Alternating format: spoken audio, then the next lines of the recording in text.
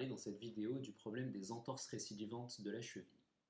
Il s'agit d'un problème qui est relativement fréquent et qui aboutit, lorsque ces entorses deviennent trop nombreuses, à une distension progressive des ligaments externes de la cheville.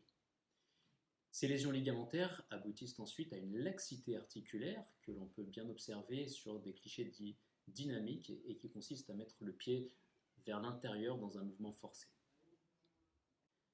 Ces lésions ligamentaires chroniques aboutissent progressivement à un manque de stabilité de l'articulation et donc à des phénomènes d'appréhension et d'instabilité à la marche, notamment en terrain accidenté. Ces entorses peuvent ensuite devenir de plus en plus fréquentes, au rythme d'une fois par mois, voire une fois par semaine. Et lorsqu'elles se répètent, cela devient très néfaste pour la cheville, car ces entorses peuvent engendrer sur le long terme des lésions ligamentaires et des lésions sur le cartilage, qui sera donc source d'arthrose. Dans ces situations, une chirurgie peut alors être indiquée. Elle consiste toujours premièrement à venir retendre les ligaments qui ont été rompus, et deuxièmement à venir remplacer les ligaments qui ont été abîmés par une structure ligamentaire supplémentaire que l'on nomme plastie. De nombreux types de plasties ont été décrits, mais nous en utilisons deux principalement.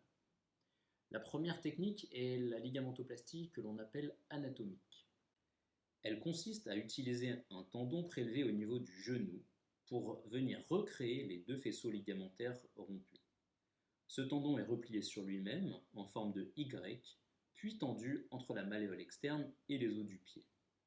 Il faut savoir que ce prélèvement de tendon n'a pas de conséquences pour le genou.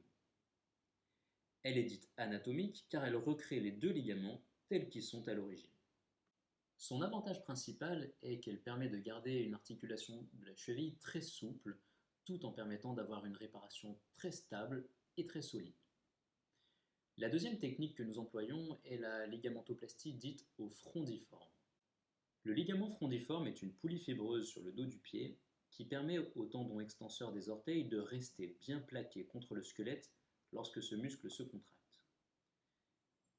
Cette poulie est prélevée sur une partie de sa largeur seulement.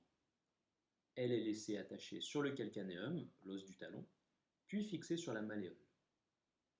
L'avantage de cette technique est qu'elle permet de stabiliser bien sûr l'articulation de la cheville, mais aussi l'articulation sous-talienne qui est juste en dessous et qui est fréquemment impliquée dans ces phénomènes d'entorse et d'instabilité chronique.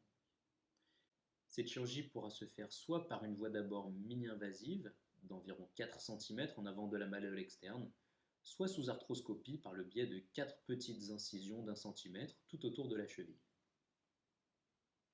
Une botte d'immobilisation est mise en place immédiatement après la chirurgie et elle sera conservée environ 3 semaines. L'appui sera autorisé soit immédiatement, soit au bout de quelques semaines selon les conditions locales propres à chaque patient. Cette chirurgie sera faite en ambulatoire et sous anesthésie loco-régionale, c'est-à-dire de la jambe uniquement. L'objectif final de cette intervention est bien sûr de permettre de retrouver une articulation stable et sûre avec une disparition des phénomènes d'entorse et d'instabilité. Les sports pourront normalement être repris sans aucune difficulté au même niveau qu'auparavant. Pour toute question complémentaire, je vous invite à venir nous rencontrer car chaque cas est particulier et nécessite une évaluation clinique précise.